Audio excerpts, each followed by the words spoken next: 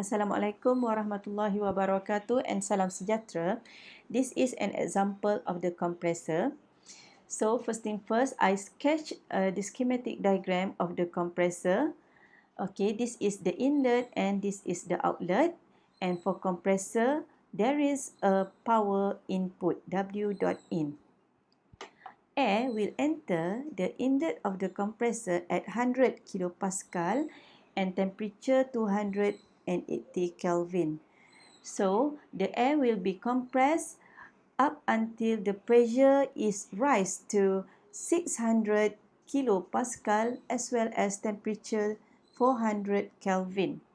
Along the process, there is a heat loss. Q is equal to 16 kilojoule per kg.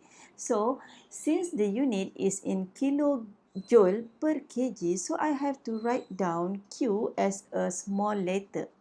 Alright. And how about mass flow rate?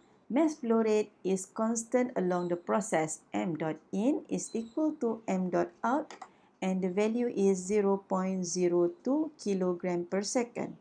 Assume changes in kinetic and potential energy are negligible. So, I write down SFEE and cancel out all the unnecessary parameters.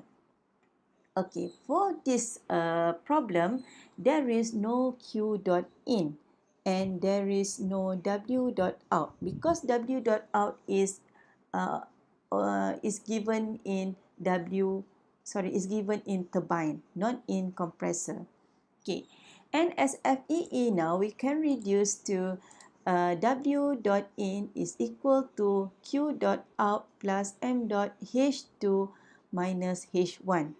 Okay, so how to find Q dot out? We have uh, to to write down the equation Q dot out is equal to M dot Q out.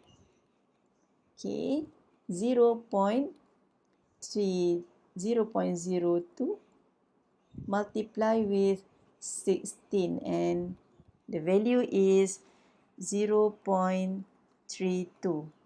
Unit is kilojoule per second or kilowatt. Next, how to find H2 and H1? Okay, please be careful because this problem is involving air. So we cannot find H because we cannot refer to the table for the value of H for air.